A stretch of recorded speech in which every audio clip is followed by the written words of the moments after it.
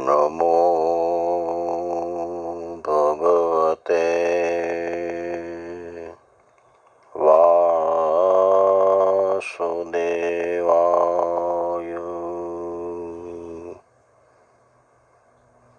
सच्चिदानन्दरूपाय विश्वोत्पत्त्यादिहेतवे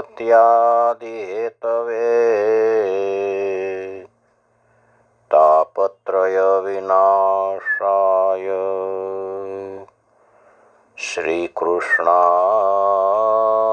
वयं नुमः।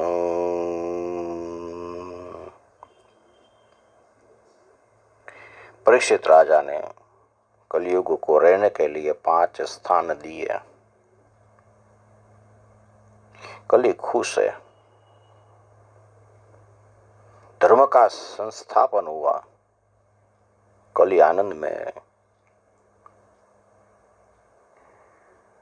कली सोचता है कि इस 5 स्थान में से एक स्थान के द्वारा मैं परीक्षित के वहां भी पैस जाऊंगा, रह जाऊंगा,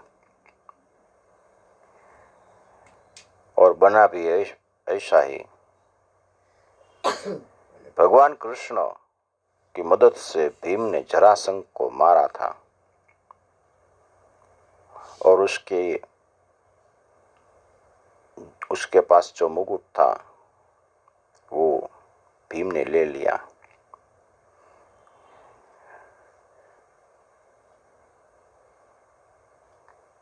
वो मुकुट रत्न जड़ित था। युधिष्ठिर ने कहा कि ये मुकुट उसके बेटे सहदेव को दे दो। गादी तो सहदेव को सौंप दी, लेकिन मुकुट नहीं सौंपा। अमूल्य रत्नों से जड़ा हुआ बहुत सुंदर कीमती मुकुट। सहदेव ने मांगा भी कि ये मुकुट तो मेरे पिता का है, मुझे दे दो, लेकिन भीम उसे नहीं देता है। भीम खुद मुकुट लेकर हस्तिनापुर आ जाते हैं। युधिष्ठिर के चरणों में रख दिया। युधिष्ठिर ने मना की, ये मुकुट तो सहदेव का होगा, ये सहदेव के पास रहना चाहिए, हमसे नहीं लेना चाहिए। भीम का अत्यंत आग्रह से वो मुकुट रखा तो खरा, लेकिन अधर्म से जो संपत्ति हमारे पास आती है उसका हम उपयोग कर दे तो हमारे लिए बहुत खतरा बन जाती है। इसलिए उसको एक बॉक्स में रखकर, बॉक्स को अच्छी तरह बंद कर राजकोष के एक कोने में रख दी। अब परीक्षित राजा राजकोष में देखने जाते हैं। जिज्ञासा हुई कि जरा जो तो इसमें मेरे दादाओं ने क्या रखा है, राजकोष में क्या भरा है। देखते देखते वो बॉक्स के ऊपर परीक्षित की दृष्टि पड़ी। बॉक्स को खोला, उसमें से रत्न जड़ित मुकुट निकला। मुकुट तो अच्छा है। बिना विचार किए परीक्षित राजा ने वो मुकुट लिया और खुद के सिर पर मुकते हैं।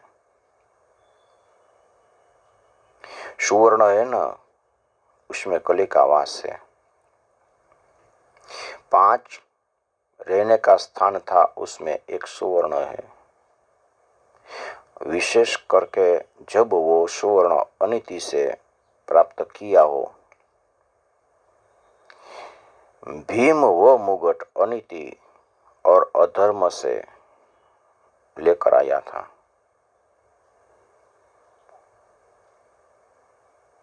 राजा ने मुकुट पहना। राजा की दृष्टि में विकार प्रवेश हुआ।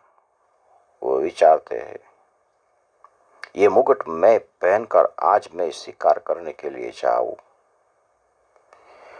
परीक्षित राजा कभी भी शिकार करने गए नहीं थे।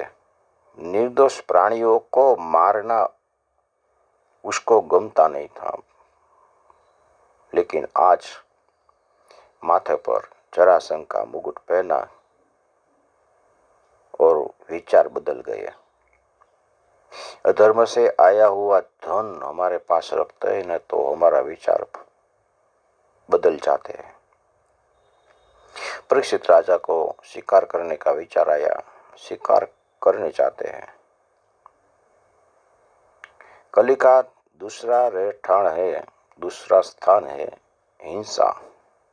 हिंसा जहां होती है वहां कली का वास होता है।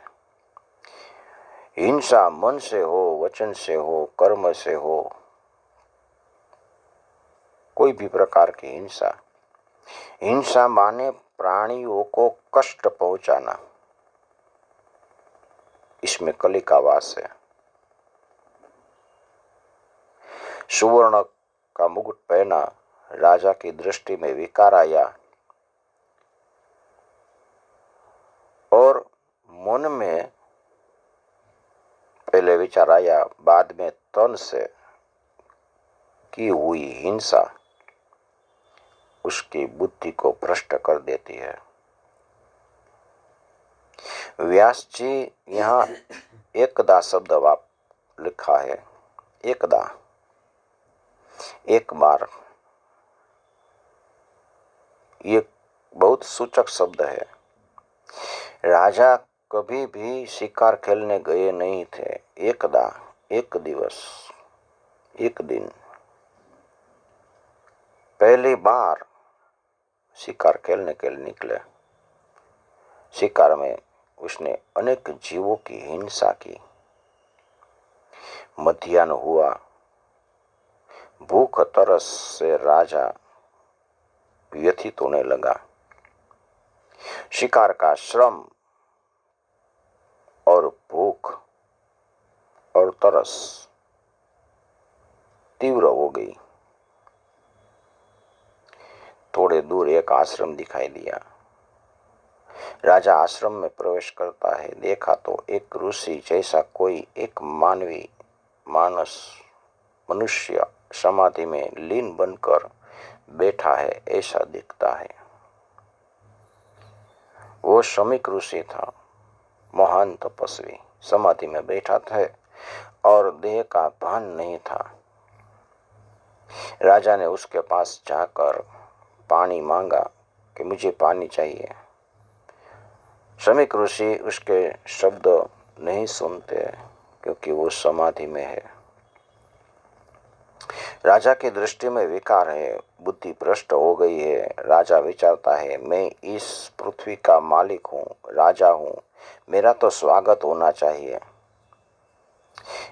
मेरा स्वागत करना ये लोगों का धर्म है और ये तो मेरा स्वागत भी नहीं करता है। मैं पानी मांगता हूँ तो सुनता ही नहीं, ऐसे आंखें बंद कर कर बैठा है।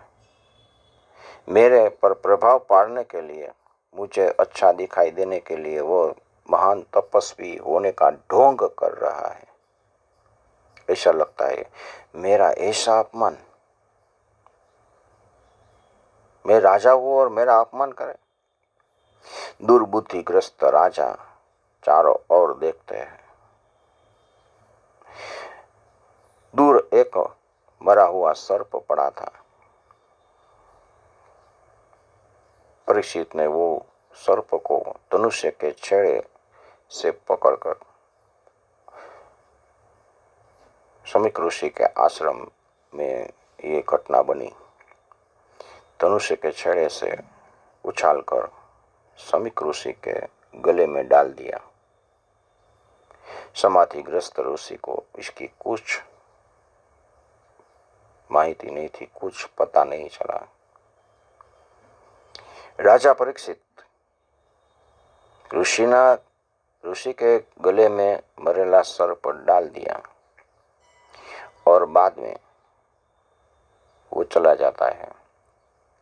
लेकिन इस मुजब करते हुए उसने खुद के गले में जीवता सर्प डाला है।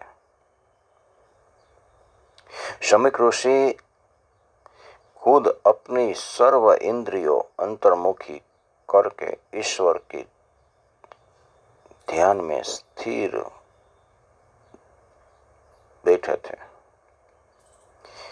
ऐसा देवी जीवात्मा उसके गले में मरा हुआ सर्प डालकर राजा ने खुद